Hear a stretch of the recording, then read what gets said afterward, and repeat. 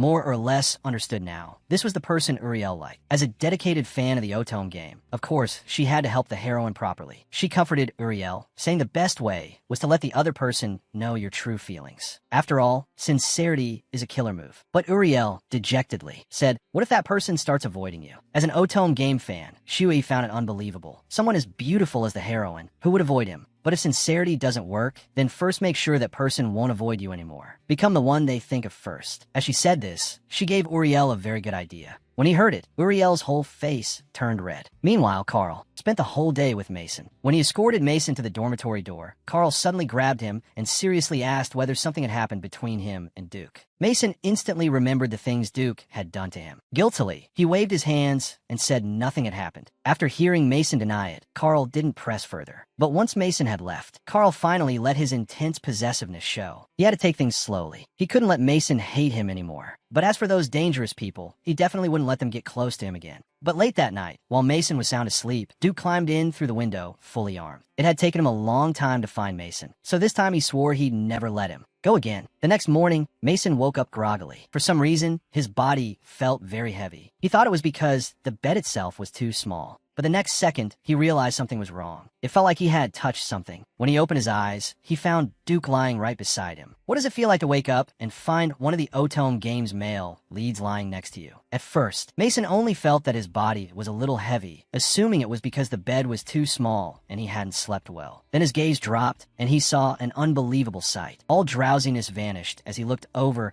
and finally realized that the person lying beside him was Duke. At the sound of a shout loud enough to shake the room, Duke unhappily sat up in a leisurely way. Can you keep it down this early in the morning? What kind of joke was that? Try waking up to find a man lying next to you and see whether you can stay calm. I finally managed to relax when you weren't around. The way you just randomly appear is seriously terrifying. Okay. Hearing that, Duke laughed instead. So, what does that mean you missed me? Mason finally understood that this guy's brain simply wasn't built like a normal person's. Whatever. I want to keep sleeping in, so please leave immediately. Duke proposed that the weather was so nice. Why not go out for a walk? Whatever he wanted, he'd buy it for him. Mason grumbled inwardly. You're really unbelievable. Why would I go on a disguise date with you? If you want to go for a walk, go ahead, but my weekend plan is to spend it in bed. Hearing that, Duke's expression shifted. You really leave people with no choice. As soon as the words fell, Mason was caught off guard and yanked over. If that's what you want, then spending the whole day in bed doesn't sound like a bad idea. In the end, Mason gave in. After getting ready, Mason followed Duke as the two wandered through the city. He really couldn't understand it. As he remembered it, Duke's character in the game hated crowded places. After they had walked for a while, a stall owner suddenly called out to them, inviting them to look at a newly arrived batch of high-quality magic stones. Ever since Mason's father had forcibly taken away the magic stones he collected, Mason hadn't seen any for a long time. He had even started to think that maybe things like that only existed in fairy tales. Seeing how attentively he was looking, Duke came up behind him and enclosed him in his arms. Why are you looking at things you can't even use? What? I'm not allowed to have a hobby of collecting magic stones. Hearing this, Duke directly ordered them to pack up all the magic stones. He wanted all of them. Mason was furious and asked whether he was taking them just to mock him. Duke was in a very good mood. Of course not, because it's your hobby. I told you, whatever you want, I can give you. With that, he tossed the magic stones into Mason's arms. Mason himself didn't know why, but in a situation like this, he strangely felt as though something similar had happened to him before. At the same time, in order to help cheer Rosie up, Uriel invited Rosie out for a walk. He had decided that once Rosie felt better, he would follow Shuei's advice and tell Rosie his true feelings. But because he had been sickly since childhood and kept at home, he had never imagined that there were so many interesting things outside. The sights on the street dazzled him, and he was very happy. Seeing him like this, Rosie said that if he had known Uriel would be so happy, he would have brought him here long ago. At some point, a trace of blush crept onto Uriel's face. Then from now on, we can do things together. When the weather is nice, we can go on a picnic together. When it rains, we can stay indoors and read. I hope that when you're with me, you'll be happy. And I also hope that when you're going through hard times, I'll be the first person you think of. Because I'll be by your side, just like you were there for me when I was struggling. Rosie froze for a moment. Then a smile still appeared at the corner of his lips. How could I ever refuse you, Uriel? Mason had originally wanted to match the black-bellied Duke with the heroine so that he could get rid of the Duke's constant pestering. But he hadn't expected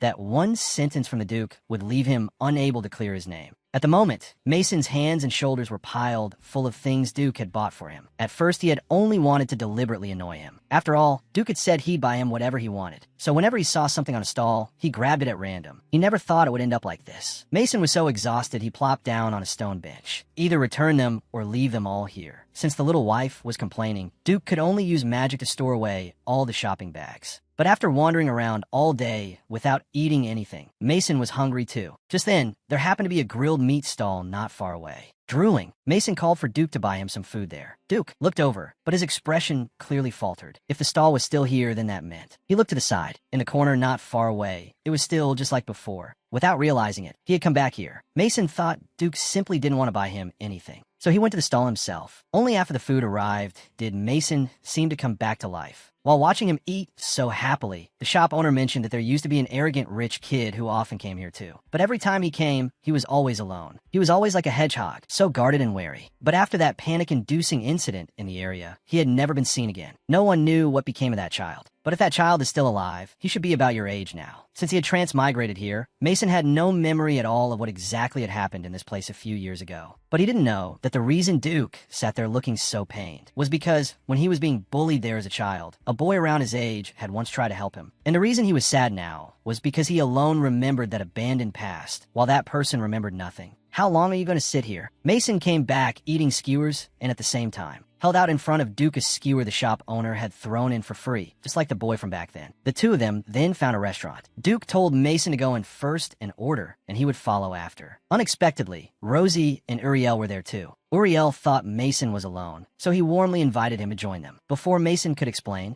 a large hand landed on his shoulder. I told you to go in and wait for me. I didn't tell you to immediately find a girl to hang out with. Mason hurriedly said they were just acquaintances and greeted them one by one, introducing the people before him as his cousin Rosie and Rosie's friend. Uriel politely introduced himself. Isn't this the rumored saint? Duke stared at the other person in surprise. In the game, Mason remembered that this character had originally been obsessed with the heroine. He remembered Duke had badly needed the saint's power. At once, a clever idea came to him. If he could connect Duke with the heroine, then Rosie would naturally end up falling in love with Carl too. Wouldn't that mean he could finally regain his freedom? So, without asking Duke's opinion at all, he enthusiastically dragged Duke into joining them. After all, wasn't it nice to make more friends? Duke's fists clenched so hard they cracked. Even so, he could only go along unwillingly. During the conversation, Mason learned that actually Rosie and Uriel had known each other for a long time. No wonder they had gotten along so well at the academy. While Mason was thinking that, Uriel suddenly asked how he and Duke had met. Since they were strolling around the city together, their relationship must be very close. Mason quickly explained that it was nothing much, really, just because of some special circumstances. But before he could finish, Duke suddenly spoke in a meaningful tone. Indeed, he has to stay by my side day and night, just like what he did this morning. Great. This time Mason had truly angered the black-bellied Duke. Originally, he had wanted to pair Duke with the heroine, Uriel. As long as those two ended up together, Rosie could naturally pair off with the crown prince. That way, not only could he escape the game's death ending, he could also completely break free from both the crown prince and Duke's entanglement.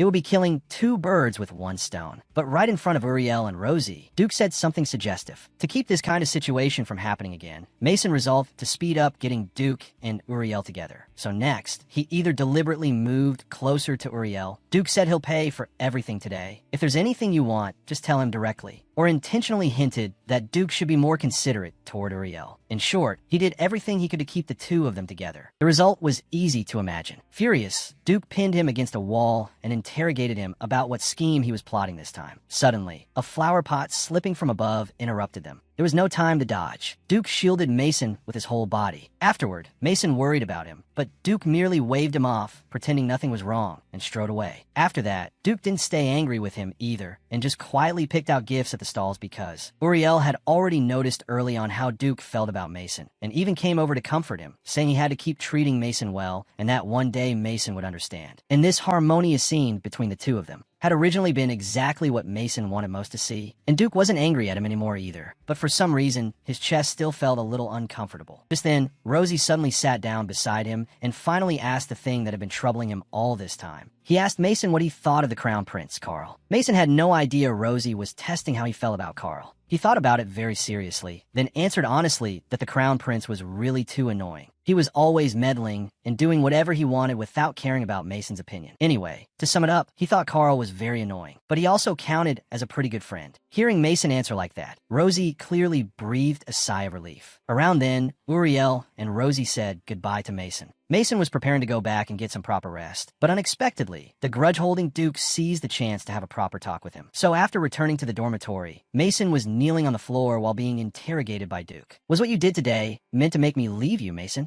Mason explained that he just thought Uriel was more useful than him. After all, Uriel was the saint, and besides, compared to being with a man, wouldn't having a girl by your side be better? Why don't you give it a try with him? If you're willing, I'd even be happy to help. But the moment the words left his mouth, he was suddenly thrown aside. "Isn't this exactly what you want me to do with him? You know, if I'm too aggressive and scare him away, what then? So you'll need to help me practice properly first. That's why you should never casually provoke the black-bellied Duke." Mason got bullied hard again. And now his younger sister had finally met Mason too, just because Mason wanted to match Duke and Uriel together. He had even said that if Duke was willing, he would be very happy to help. This time, Duke was truly furious. He wanted to see exactly how Mason intended to help him. Startled by Duke's sudden approach, Mason backed away. "Stay away from me." But Duke carried a chilling pressure about him. "Didn't you say you'd help me? You need to keep your promise." Mason couldn't understand. What does that have to do with this? But before he could finish, he was forced back until there was nowhere left to retreat. How could it have nothing to do with it? Isn't this what you wanted? Isn't this what you want me to do with him? And you know, if I'm too forceful and scare him away, what then? So you need to help me practice properly if you want to leave me. Mason immediately sensed something was wrong and snapped at him to get lost. That finally enraged Duke completely. A sudden kiss fell without warning. Mason had never imagined the story would develop like this. At the same time, Shui, who had been diligently acting as Uriel's helper, began reflecting on herself. She knew Uriel had gone on a date, but she had no idea how it ended. She felt she had really gone too far. The entire game's setting was right before her eyes, yet instead of going to see it in person, she spent every day here being a maid. Then she got a brilliant idea and thought of something useful. She decided to use delivering an umbrella as an excuse to go to the school and see for herself. Meanwhile, Mason was still depressed over what Duke had done when suddenly a hand landed on his shoulder. His reflexes instantly kicked in, and he slapped the person's hand away in alarm. It turned out to be Uriel, who had come to tell him that their next class would be in another classroom. Hearing that, Mason apologized and said he'd go right away. But Uriel could clearly see that Mason's entire body was still trembling. So when Mason stood up, Uriel grabbed him, wanted to talk to him. But in one misstep, the two of them stumbled and fell together. And just then, Shui happened to be standing at the classroom door. She witnessed the ambiguous scene with her own eyes. Before either of them could react, Shui rushed over in a single bound and kicked Mason again. She hadn't recognized at all that the person in front of her was actually her own older brother. To her, he was just that notorious son of the Knox family from a game. She thought Uriel was being harassed, and so Mason was kicked unconscious by his own sister again. Uriel quickly explained that he had tripped by himself, and that Mason wasn't the kind of person the rumors made him out to be. After Mason was sent to the infirmary, he slept unconscious for quite a while before slowly waking up. During that time, Uriel and Shui had stayed by his side. For that moment, he really thought he was going to die. He hadn't felt such terrifying pain in a very long time. Uriel apologized, saying it was his maid's misunderstanding, and said he would provide whatever compensation Mason wanted. Mason felt there was no need. He thought the maid had only acted to protect him, and as long as she was given a small warning, that would be enough. Unsurprisingly, he still didn't recognize that the maid in front of him was actually his younger sister. But Shui found it a little unbelievable. Under normal circumstances, she felt Mason. should have used this matter to threaten Lady Uriel. And yet Uriel was even saying he was a good person. She felt Mason was probably just trying to win Uriel's favor, so he could do something even worse. She felt she had to keep an eye on Mason and expose his truly ugly side. And so, next, his good little sister began secretly stalking her own good older brother. Here it came. The possessive crown prince was jealous again. In order to expose Mason's true colors, his little sister Shui secretly lurked around Mason's side. Yet after observing him for a full round, Mason showed not the slightest suspicious behavior. In fact, everything he did was completely unlike the character in the game as she knew him, and for some reason, he even gave her a strange sense of familiarity. At the same time, by the garden, a few little punks who had always disliked Mason were talking about him, because he had both His Highness the Crown Prince and the black-bellied Duke backing him. The few of them were grinding their teeth in rage. Shui had wanted to move closer and hear what they were saying about Mason, but she wasn't careful with her footing and made a noise. The boys noticed the movement over there and shouted, "Who's there?" The frightened Shui bolted like a startled kitten, but one of the male students spotted her and started walking toward her. Just as she was about to be discovered, a soccer ball came flying straight toward her head. Mason walked over apologetically to retrieve the ball. The moment they saw it was Mason, the boys quickly dragged their companion away. After all, they were afraid of the people behind him. Mason casually said, "That guy's got a foul mouth." "I agree," came the reply. The brother and sister spoke in perfect sync, then looked at each other. Shui hurriedly wanted to explain, but in truth Mason had known from early on that she was tailing him. Hearing what Mason said, Shui stopped pretending and warned him to stay away from Uriel and stop plotting anything against him. Mason awkwardly said that he had only come looking for the ball and wasn't interested in Uriel at all. Hearing that, Shui was completely dumbfounded. She couldn't figure out what exactly was going on. Had something gone wrong? Or had the game bugged out? Mason froze. He had heard Shui's words clearly. He finally understood what that terrifying yet familiar pain was about. The person in front of him really was his younger sister, Gina. During their conversation, Shui also came to understand that Mason had been kicked into this game by her and had been living here all this time in the identity of the notorious Mason. At the same time, Shui told Mason why she herself had ended up here too. After she kicked him that day, all the game's save data was gone, and she got furious and wanted to take it all out on him. But then she realized he wasn't moving at all, and she panicked. In her panic, she thought the most important thing was to call the tech support company first and then an ambulance second. But when she went to grab the phone on the desk, she slipped, crashed straight into the computer, and when she opened her eyes again,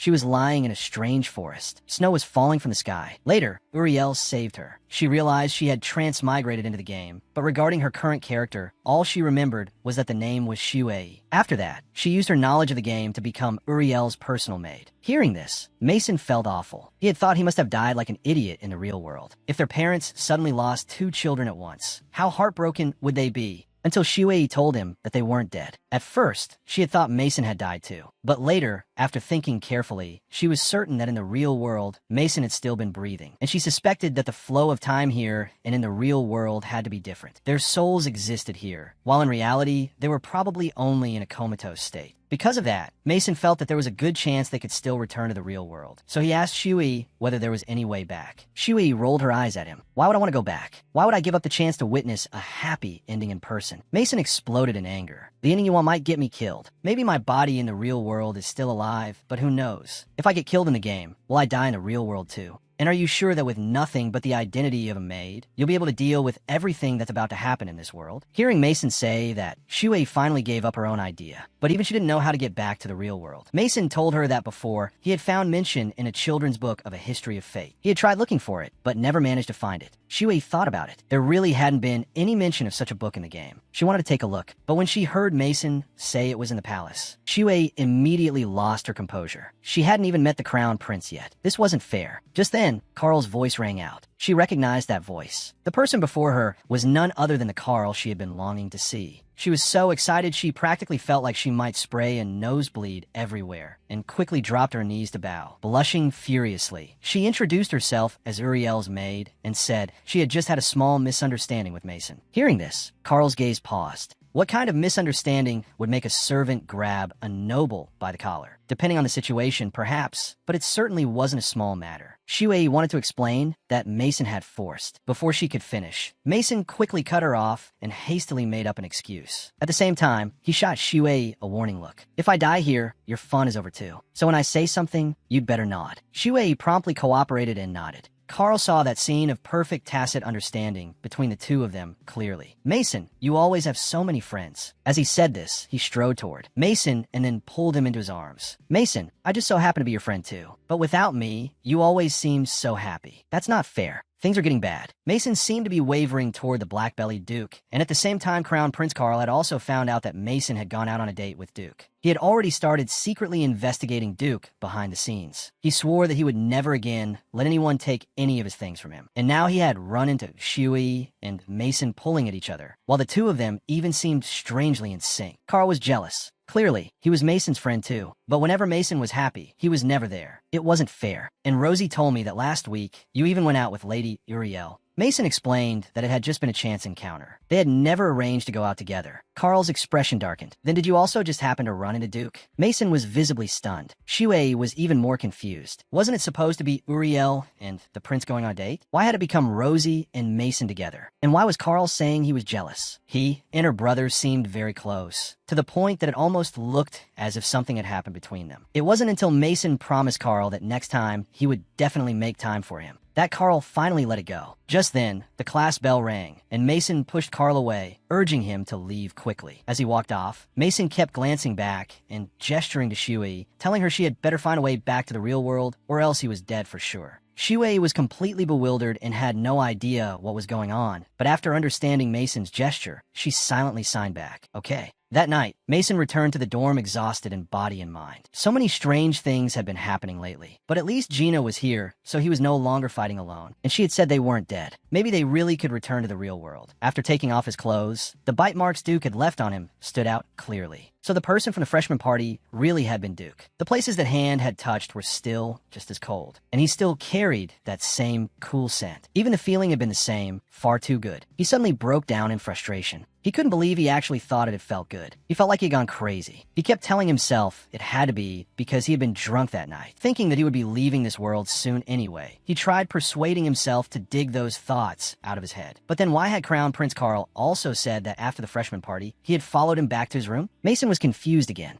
Meanwhile, Carl was secretly investigating Duke. But in the end, for some unknown reason, there was no way to find any record of him or his family. The more he thought about what had happened that night, the deeper his hatred for Duke became. How dare that guy take what belonged to him? It turned out that on the night of the freshman party, Carl had heard Uriel say that someone was bullying Mason. So he had chased after him, but he didn't find Mason. Instead, he ran into those little punks who were always bullying them. From their words, all he heard was regret. If that guy hadn't interfered, we would have had our way with Mason tonight. After hearing that loud and clear, Carl beat them viciously and warned them to watch themselves if they still wanted to remain in the academy. In the end, he learned from them that it was Duke who had taken Mason away. So he hurried to Mason's room. Only when he saw the person on the bed did he breathe a sigh of relief. But when he walked closer, he finally saw the hickeys on Mason's neck. Enraged, Carl yanked the blanket away. Everywhere visible to the naked, eye was covered in marks. All of it was done by that bastard Duke. Carl ground his teeth so hard they creaked. Deep under Mason's wrist, he left a mark of his own. He swore that this time, he would never let anyone take anything of his away again. What he didn't know, though, was that on the day Mason and Duke went out together, Mason had been eaten up by Duke all over again. Great. Now even the third male lead, the wolf pup, had arrived. And he had also caught someone else's scent on Mason. Several of them were gathered together in the library. Carl carefully tutored Mason in his studies, but Mason couldn't take in a single word right now. He was only doing this to kill some time. Uriel and Carl, meanwhile, each had their own thoughts. One thought that everyone studying together made it easier to concentrate, and the other said that teaching someone else was also a way of learning. But really, both of them just wanted a chance to spend time with Mason and Rosie. During this, Uriel eagerly asked whether there would be a party after finals. Rosie said that every term ended with such a party and that students from every grade attended together. Rosie himself was clearly looking forward to this party too. Mason, however, only wanted to go home. The brother and sister squatted in a corner to discuss ways of getting home. In order not to arouse suspicion, Shui had even specially gotten hold of a map to make investigating easier. But no matter what, she couldn't find any information about the history of fate, so she thought of some other methods that might let them return to the real world. She thought they might as well let the original game continue all the way to the story's ending. Once the game ended, perhaps they would be able to go back. Mason exploded again. How many times had he said it already? If things followed the original plot, he was definitely going to die. But Shuei said, not necessarily. Mason's ending had been fixed because originally he was just a small character in the game. He was the one who turned Rosie bad, but the real key figures were the male leads, the heroine, and the female villain. As long as they stayed true to their roles, everything would work out. Besides, ever since Mason had transmigrated in, he was no longer that notorious, vicious young master. That was why she had proposed this method. But more importantly right now was what would happen at the end of term party. That was the key event in the whole game. On that day, Carl would write Uriel a letter asking him to meet in the Academy's back garden during the banquet. That was when their relationship truly began to blossom. But after hearing about it, Rosie would also go to the garden, and after witnessing everything with his own eyes, he would completely blacken. As long as they stayed true to their roles, the game would continue along the original script. But Mason knew that according to the game's setting, Rosie was bound to be executed in the end. He didn't want to see Rosie meet that kind of ending. Shuei tried to comfort Mason, saying that since he had already known Rosie for a while, he still couldn't interfere in their story. This was their fate. So that night, he must do nothing. Mason left without saying a word. Even though he himself was only inside a game, he still couldn't stand by and watch a tragedy happen. He would get rid of the letter that triggered the whole thing. But first, he needed to find out exactly how that letter would be delivered. Just as he was thinking about it, he suddenly ran headfirst into Cedric. Cedric glanced at him. Then suddenly his eyes fixed on Mason, and he started sniffing him all over. What was going on? Where was that smell coming from? Why did Mason carry Shuei's scent? But wasn't Shuei supposed to be dead? Mason called to him several times before Cedric finally snapped back to himself and explained that he had smelled a familiar scent on him. Mason sniffed at himself too, but didn't smell anything. Then the next second, he realized something. Could it be because of Gina? Come to think of it, they had the same hair color, and she smelled nice too. Maybe Cedric had recognized his race by scent. Originally, Mason had been considering whether to tell Gina which character he had transmigrated into. But then he thought about how, the moment his little sister saw the male lead she'd always adored, she'd definitely start drooling all over the place. He absolutely could not let them meet. Sure enough, he was worried Mason really would do something. Shay had even followed his scent all the way here because of that so-called blood plague. As expected of a real little sister, the moment she arrived, she directly gave her two dear brothers an assist to keep Shay from running into Cedric. Just as Cedric was about to head in the direction Shay had come from, Mason anxiously grabbed hold of him. If they went that way, they would definitely run into Shay. He really didn't want to see his little sister acting so hopelessly love-struck. Then he heard Cedric say that he actually wasn't very familiar with the school and wanted to look around. Mason suddenly had an idea and said he happened to be a great tour guide. As he spoke, he pulled Cedric in the opposite direction. Mason himself didn't think much of it, but he had no idea that behind him, Cedric was blushing at the sight of the hand tightly holding his. Meanwhile, based on what he knew about Mason from the real world, Shay believed Mason was very likely to do something that would change the entire development of the game. So he had to find Mason. And over here, Mason was introducing the academy buildings to Cedric one by one. But Shay's figure had already appeared not far away. Left with no choice, Mason could only drag Cedric along in a frantic escape while continuing to explain things to him. And Shay, following the scent, chased after them like crazy, until Mason was so exhausted he simply couldn't run anymore. He really couldn't understand why Shay always managed to show up around him, while Cedric didn't notice a thing. Cedric even thanked Mason for helping him. If it had been just him alone, in such a huge place, who knew how long it would have taken? Wandering around with Mason also reminded him of the leisurely times he had spent in the forest with his younger brother and sister. He was very happy. Hearing that, Mason started to feel guilty. Maybe he really should find some time to talk to Shay and let them. Just as he was thinking that, Shay was already standing at the doorway, not far away. Before Cedric noticed, Mason rushed over and quickly shut the door. But at this point, it was already too late to run. In desperation, he had no choice but to pull Cedric into a nearby cabinet. When Shay opened the door and came in, he saw no one, so he walked straight to the cabinet. He knew Mason had to be inside. Just as he reached out to open it, Uriel, who was approaching with Rosie from outside, uncertainly called his name. Once he confirmed it really was Shay, Uriel happily grabbed him and praised how good he looked in those clothes, saying he'd almost mistaken him for a student here. Then he started saying he would take him on a proper tour of the academy. At that moment,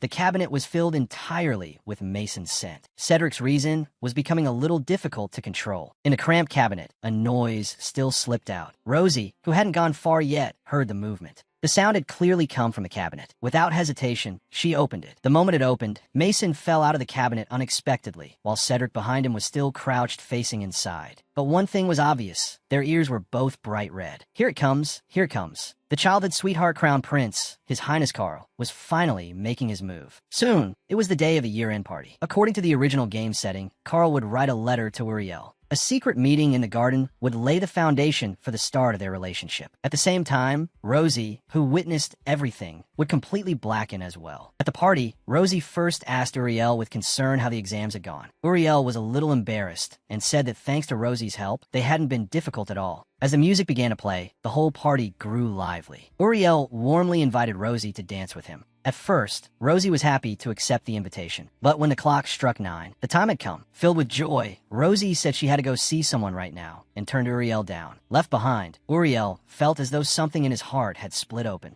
The only thing he had ever been able to do was stand where he was and wait for someone to look back at him. Meanwhile, Mason was full of worry because he still hadn't found that letter. With no other choice, he went to the place Gina had told him about, trying to find some other way to stop the tragedy from happening. But unexpectedly, Carl was already there in the distance. And after seeing Mason, he even said, "I didn't think you'd really come. I'm glad you're here. I've been waiting for me, not Uriel." Mason was stunned. Carl slowly explained that 5 years ago, they had also met before a ball. Ever since he bumped into Mason dressed as a girl, he had never stopped thinking about that girl who had suddenly appeared and then vanished. And when he and Rosie entered the palace together, he recognized Mason immediately. Watching Mason try so hard to hide his identity was simply too adorable. That was why he had always tried to tease Mason. Only Mason had never known any of this, so he didn't want to lose Mason to anyone. To him, Mason was someone special. People always tried to please him because all they cared about was his title. But Mason let him see his true self. He never cared about his title or anything like that. That was why every time he was with Mason, he felt at ease. And though Mason always acted carefree and thoughtless, in reality, he cared deeply about others. He also knew that whenever Mason had something to say, he never beat around the bush. "So, Mason, I like everything about you." Mason let out a helpless grunt. What kind of joke was this? "I've always only thought of you as my best friend, Your Highness." But before his words had even finished falling, Carl pulled him over in one swift motion. Before Mason could even react, a kiss landed on him. "Don't think you can get rid of me this way again. I'll show you again and again. I won't hide my feelings for you anymore." At the same time, a figure in the distance witnessed everything. It was Rosie. So Carl had, in fact, written an invitation letter just like in a game, but he had arranged for it to be delivered to Mason. However, after the servant received the letter, it somehow ended up tucked inside Rosie's notebook. That was why, when Rosie heard the 9 o'clock chime, she rejected Uriel and chose to come here. She just never imagined she would see something like this. Here it comes, here it comes. The heroine Uriel actually took the initiative to kiss the villainess, and Rosie didn't even reject him. At a corner of the academy, Cedric was instructing his men to stay on high alert. Dealers might try to circulate illegal substances during the gathering. As he was speaking, he heard muttering not far away. It turned out to be Shay, who hadn't been able to find Mason. And because he was worried Mason might do something that would harm the game's original plot, he was about to go crazy. He decided to personally stand guard. Hearing the sound, Cedric had already appeared behind him and pressed a sword to his neck, sternly demanding to know what he was doing there. Servants should all be in the work areas right now. He ordered him to turn around slowly. Shay trembled and explained that he hadn't done anything suspicious as he slowly turned around. Until his whole face was revealed in the moonlight, Cedric could hardly believe it. Even the hand holding the sword was shaking. Meanwhile, back at the party, several people gathered around Uriel and asked with concern why he wasn't with Rosie. When they heard Uriel say Rosie had left to go see someone, the girls became excited at once. Prince Carl isn't here either. Maybe they've gone on a secret date. Hearing the two girls talk about how well Rosie and Carl matched, Uriel felt a surge of unwillingness and displeasure rise in his heart. After giving the two girls a brief greeting, he wandered around the academy alone, feeling an indescribable bitterness inside. Suddenly, he stopped. He recognized that scent. It was Rosie's scent. Then he saw Rosie lifting her skirt and hurrying over from the garden. Not understanding what was going on, he quickly stepped forward and grabbed Rosie, who was still running. Only then did he see that Rosie's cheeks were covered in tears. What happened? Why are you crying? Angry, Rosie wanted to drive Uriel away. Don't bother me. I want to be alone. Uriel explained that he hadn't meant to disturb her, but he was truly worried about her. All at once, all of Rosie's grievance and anger spilled out. She said that actually, she knew Prince Carl didn't love her, and she also knew that maybe this would never happen. But she had tried to understand him, because she thought that as long as she became Prince Carl's wife, he would eventually love her. Even if he might have feelings for Mason, she believed she could still win Carl's heart because her love for Carl was real. Ever since the day she met Prince Carl as a child, she had fallen in love with him. She had done everything she could to become someone worthy of him. But no matter how hard she tried, Carl was only kind to her out of politeness. Then one day, she saw Prince Carl smile in the way she had always wanted him to smile at her. But he was talking to Mason, not her. I kept trying to deny it, but why did things turn out like this? Hearing this, the bitterness in Uriel's heart deepened. He no longer wanted to hide his feelings for Rosie. I know how you feel, because you're the only one I want. Every time he's by your side, you smile so happily. And every time, all I can do is watch from far away. Sometimes I think, if I were a man, would I have a chance? So I kept waiting for the day you would look back. But now I don't want to wait anymore. I'm tired of waiting. Rosie's mind became even more confused. She couldn't understand at all what Uriel was saying. While she still looked lost, Uriel's kiss had already fallen on her lips. Oh no, Mason had fallen into a massive six-person love chaos battlefield. What should he do now? At that moment, Mason angrily shoved Carl away. He felt Carl never should have done that. He was a straight man, and besides, Carl was clearly engaged to Rosie. Hearing that, Carl excitedly explained that he and Rosie, even more unable to accept it. He felt sorry for everything Rosie had done for Carl. He couldn't stand Carl treating Rosie's feelings like that. But since Carl was the crown prince, Mason could only bottle up his anger himself. Throwing down a line that he wasn't interested in him, Mason decided the best strategy was to make a quick escape. Meanwhile, over here, Cedric was frozen in disbelief after seeing his own younger sister again, while Shay,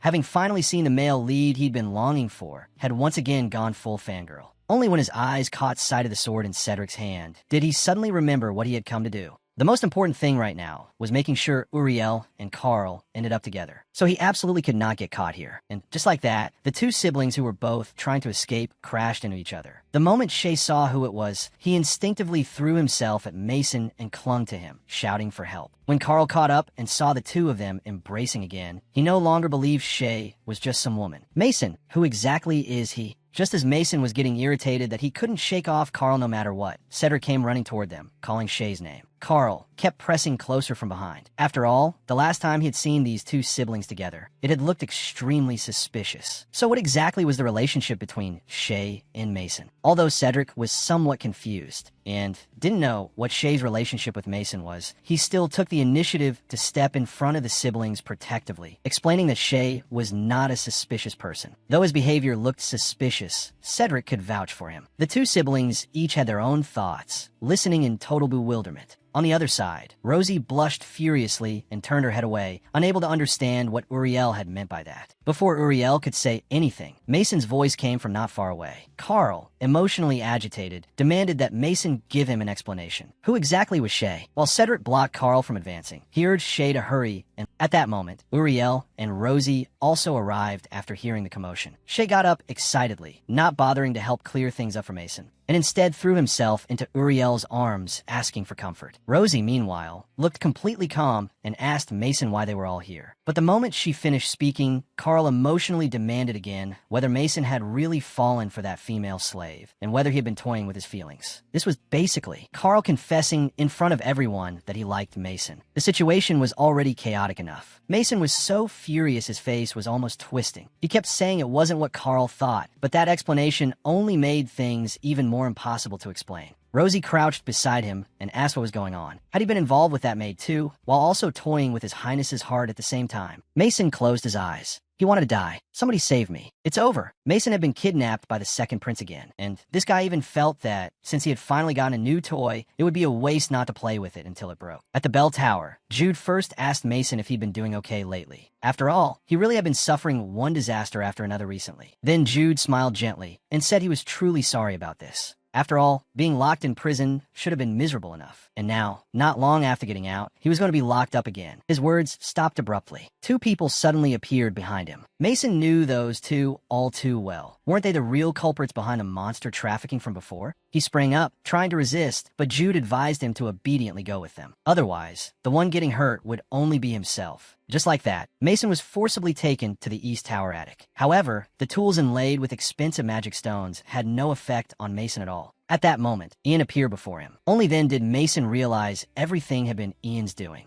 Seeing his confusion, Jude took the initiative to explain. The Crown Prince had helped their brothers quite a bit before. So the older brother Ian once mentioned, the one who had helped hide his identity, had actually been him. Ian picked up the handcuffs from before. So it turns out your magic hasn't failed to manifest. Your power is nullification. No wonder Duke no longer needs mother suppressant. Since I already know your secret, I'll tell you a secret even my brother doesn't know. It turned out that he had used cognitive interference simulation on the bell tower. Now this clock tower had become like air that no one could notice. Even if it stood right in the middle of the academy, no one would discover it. Jude smugly chimed in, saying that every time he met secretly with His Highness here, there had never been a problem. Even if Cedric had a keen nose, he still wouldn't be able to smell the traces of illegal drugs. As long as Ian's power remained, his brother and his subordinates would never find the culprit. Mason was in disbelief. He really could do something like this, not caring in the slightest whether those students lived or died. But Ian was clearly enjoying himself. After all, as long as Mason was in danger, Carl and Duke would suffer, and the more they suffered, the happier he would be. As he said this, his eyes flashed. Right, I just had a great idea. Since I finally got a new toy, if I don't play with it until it breaks, that would be my loss. This was bad. Mason had been imprisoned all alone by the second prince. Duke and Carl were going crazy. Because Mason had missed class for several days in a row, Rosie and Uriel anxiously went to find the second sister. They said they had gone to the dormitory, but the boys there all said he hadn't returned for a long time. Second sister felt this was very strange. No matter how unruly Mason might be, he would never skip classes without reason. She said she would immediately contact elder sister Regina to search the surrounding area. But because strange things had been happening to Mason recently, she stopped Rosie and Uriel from getting involved together in this matter. After Uriel came out of second sister's office, Shay rushed up anxiously and asked about the situation. When he learned that only the Knights were searching for Mason, and that the professors believed they might be in danger too if they got involved, the seriousness of the situation made Shay frantic. He had clearly warned Mason to be careful that day, so how had he still gone missing? In the days that followed, everyone did everything they could to search for Mason. Shay even made missing person notices and expanded the search through the streets in winter. Now even Duke knew Mason had disappeared. Meanwhile, inside the clock tower, Mason tried to destroy the magic stone in the ceiling to save himself. But because the ceiling was too high, all his efforts were futile. It turned out that day Ian had deliberately infused the magic stone with magic, carrying his own ability. Because Mason's nullification power would interfere with direct cognitive manipulation on him, Ian had thought of another method. He wouldn't use cognitive interference on Mason. He would only use it on the space itself. If no one found this place, naturally no one would discover Mason inside. And that bastard Ian had deliberately placed the magic stone on the ceiling. He wanted to watch Mason fail again and again. Mason was really about to lose his mind. He simply couldn't think of any way to escape the East Tower. At the same time, Carl went to Ian and demanded to know where exactly he had hidden Mason. At first, Ian denied everything and even bit back sarcastically. Brother cares about him so much, I thought maybe you were the one who hid him away, so no one could find him. But when he saw Carl's furious expression,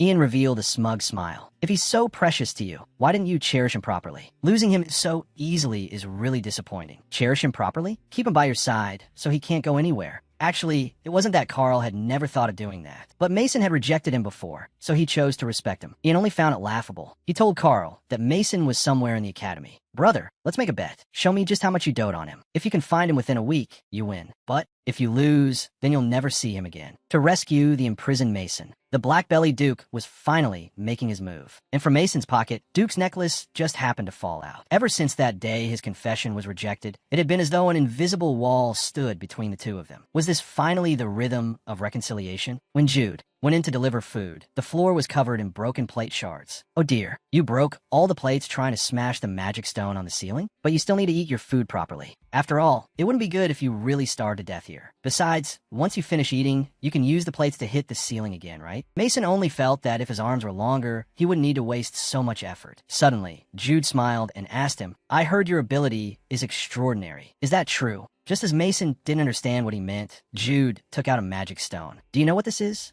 Judging from the color, it was definitely one of Ian's magic stones. His Highness uses this as a safeguard for unexpected situations. I used to use this often to cast perception-hindering magic on the bell tower, so I could skip class. But when you first came to the magic tower, I was surprised. I had clearly already cast the spell, yet you were lying there anyway. Mason suddenly had an idea. So his power worked on Ian too. Jude told him that had only been a small amount of magic power, but now, with a magic stone that large, could he still nullify it? When Mason said he planned to give it a try, Jude watched him with an amused smile. Good luck. That way His Highness will find it even more entertaining. Seriously, what kind of lunatics were these? So it had all been for the sake of toying with him. The next day, after class, Jude was preparing to head for the East Gate. Duke hid in a corner and, catching him off guard, launched a sudden attack and pinned him against the wall. Before Jude even knew who it was, he panicked a little. Only when he heard Duke say, "You don't need to know who I am. You only need to answer my question. Where is Mason?" did he recognize the voice. Jude smiled faintly and said Duke had the wrong person. He had no idea what he was talking about. So Duke told him, while kindly helping his little head think more clearly, that every clue had a traceable path. It turned out that when Carl and Rosie had discussed dissolving their engagement before, Rosie had mentioned receiving a letter, but that letter had clearly been from Mason. Duke remembered that at the time, it was Jude he had arranged to deliver it. After hearing that, Jude still stubbornly refused to admit it. Just because he had accidentally delivered the wrong letter didn't mean he was the culprit. But Duke had already run out of patience. A knight's testimony and the emergency statement about Mason secretly spreading drugs had already made everything clear. At first, Jude had felt lucky, hadn't the hearing officials said witnesses would be protected, but Carl had already removed all the professors who worked for Ian through the hearing. Following the trail, they had traced it to Jude. So next, are you really still going to risk your life to hold on to hope in front of your master? Meanwhile, in the clock tower, Mason was still trying to deal with the magic stone on the ceiling, but it was all in vain. Outside the door, the scarred man couldn't take it anymore and warned him that if he didn't stop, he'd be dead soon enough. He was practically being driven mad by the noise of plates smashing. Mason's mentality was on the verge of collapse too. Every time he got kidnapped, he had to suffer. He never wanted to go through a third time. Suddenly, a necklace slipped, rustling from his pocket. Wasn't this the necklace Duke had dropped that day? Here it comes. Here it comes. Mason finally managed to save himself, and he even let the entire main cast searching for him know where he was. But the bad news was that Ian was already holding a dagger pointed straight at him. What he wanted was for them to witness this final scene. Mason picked up the necklace from the ground and saw that it really was the one Duke had dropped before. Originally, he had been planning to find a chance to return it to Duke, so he had kept it in his pocket all this time. Suddenly, he remembered that Duke had once told him that in every generation of their family, there would be one person with a special power, and that strong magic could devour. Mason lifted his head and looked at the magic stone above him. If Duke's magic was powerful enough to swallow up even himself, then maybe this was a chance. So Mason used all his strength and hurled the necklace at the magic stone above. The moment the necklace struck the magic stone, a massive wave of magic burst out from around the clock tower and spread in all directions. That huge surge of magic drew everyone's attention. Duke was more familiar with his own magic than anyone. He no longer had time to care about Jude in front of him and dropped the knife in his hand. Without a single pause, he sprinted madly toward the direction the magic had erupted from. Jude also had no idea what had gone wrong, but he decided to take the chance to run. At the same time, because of the panic, students all over the academy poured out of the dormitories. Cedric led the night order in evacuating and calming them, but things still couldn't be brought under control until Crown Prince Carl stepped in, arranged for the knights to establish magical barriers around the dorms, and promised the cause would soon be investigated. Only then did the chaotic situation begin to settle. After ordering all the knights to patrol the dormitory area in pairs to protect the students' safety, he rushed towards Cedric and had him accompany him to inspect the source of the magical explosion. Cedric asked in surprise whether Carl thought the fluctuation in magic was related to Mason. In truth, Carl wasn't sure either, but the familiar feeling within that magic, it belonged to his younger brother Ian. He didn't say that part to Cedric, but he had a deeply ominous feeling. They had to hurry there. At the same time, before Mason could recover from his shock and escape the clock tower, Ian came in with his two thug lackeys. Especially when he saw his magic stone shattered all over the floor, he wasn't angry at all. Instead, he found it even more amusing. Mason shouted at him that the magic stone was useless now anyway, so he should let him leave. Ian gestured to the thug behind him. That won't do. The man handed him a dagger. Ian then approached Mason with a playful expression. We finally reached the final act. The most interesting scene can't be missing the star. At that moment, Carl and Cedric finally reached the bottom of the East Tower. Carl was certain the magic had erupted from here. Suddenly, hurried footsteps came from behind. It turned out that Rosie, Uriel, and Mason's younger sister had come as well. The whole group had gathered. Now, it was a matter of who would save Mason first. This was bad for the sake of tormenting Carl. Mason was suffering endless abuse at the hands of the second prince, Ian. Carl was in such pain, he cried his heart out. All this time, Carl had always been toyed with by Ian like this. So in the end, Mason decided to drag Ian down with him. Cedric and Carl had just hurried to the foot of the clock tower, followed closely by Rosie, Uriel, and Mason's younger sister Shay. Cedric stepped forward and asked Shay why he had come. Shay obviously couldn't say it was because he was worried, so he made up some random excuse about allergies. Carl, meanwhile, urged Uriel and the others to leave quickly because it was too dangerous here, but Uriel was too worried to calm down and refused. Just then, Ian's loud voice came from above. When they looked up, they saw Mason pinned by Ian's dagger. I'm getting impatient. Why does Big Brother always like showing up late? Instantly, Cedric and Carl were frantic with anxiety. Carl clenched his fists so hard he was grinding his teeth in hatred. He told Cedric to stay here. At first, Cedric was unwilling, but in the end, Carl knew Ian best. He had to go up there himself, while Cedric stayed behind to protect the ladies in case something happened. Before leaving, he looked back once more at Shay in the distance. Although he still had doubts about Shay's relationship with Mason, the most important thing now was rescuing Mason. Carl reached the top of the tower. He knew all of this was just one of Ian's schemes to toy with him. He hoped Ian would let Mason go, but Ian only smiled. Brother is very smart, but being so smart, how did you not think of this? Then the dagger plunged deeply into Mason's body. He wanted to torment Mason precisely so Carl would suffer even more. Carl anxiously tried to step forward, but Ian licked the blood from Mason's body in a twisted display and warned that if Carl dared come one step closer, Mason would die. The pain in Mason's body felt as if it had been stabbed into Carl himself. Then stab me instead. Torture me or kill me. Do whatever you want. But Ian only found that boring. In the air, what spread was Mason's painful screams, one after another. Watching this, Carl was so enraged he nearly bit his own teeth apart. Please stop, Ian. He had truly gone mad. But to Ian, this helpless version of Carl was the most entertaining thing he had ever seen. A deep sense of powerlessness filled Mason. He couldn't remember how many times he had been stabbed. Everything before his eyes seemed to grow increasingly blurred. In that haze, he seemed to see Carl. He remembered that time at the ball when Carl had pulled him close and said Mason was one of his people, that he was someone special he didn't want to lose to anyone else. He also remembered Carl once saying that everyone catered to him only because of his status. But Mason had never treated him according to his identity. That was why staying by Mason's side had always made him feel comfortable. Mason knew Carl had always had it hard. He had been tormented by this lunatic while also having to protect his position as crown prince. He had gone through countless situations like this all by himself. Ian gave a playful smile. Brother really is the best toy. Mason coldly asked, have you always tortured Carl like this? Ian grew impatient. You're about to die anyway, so why ask? Mason let out a cold laugh. Yeah,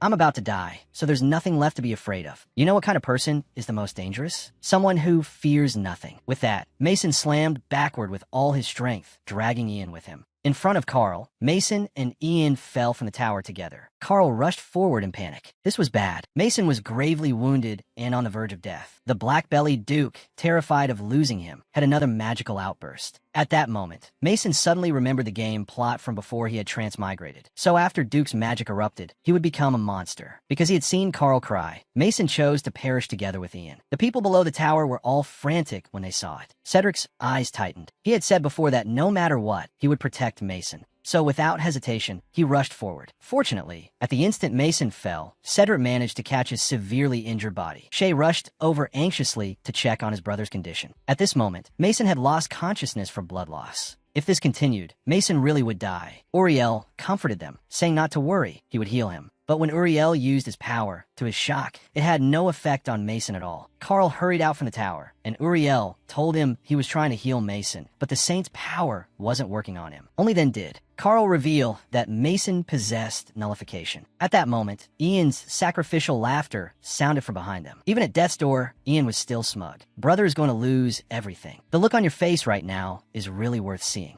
No one could be bothered with him. They had to hurry and get a doctor. Just then, Duke arrived too. But when he saw Mason covered in blood and flesh like that, those old memories came rushing back. That one time, yes, that one time, he had put Mason in danger. That time, Mason had nearly lost his life right in front of him. No, I can't. I can't lose you again. The magic around Duke burst out uncontrollably once more. Instantly, Mason felt a wave of dizziness crash over him. He forgot what he had been doing. He clearly remembered he had been in his room playing a game. It had almost reached the ending. Uriel had finally reached the bottom of the clock tower with Carl. But then an unidentified monster had appeared in the game, roaring. Only when Uriel heard that roar did he realize it was an evil existence. And now, that monstrous roar was coming from Duke's mouth. In an instant, in order to deal with the monster, the saint's power awakened within Uriel. He urged everyone to get away from Duke immediately. He's not human anymore. God, please hear my call. Deliver us from evil. Then an item appeared in Uriel's hand. In the midst of everyone's shock, Carl recognized at once that what Uriel had summoned was the holy.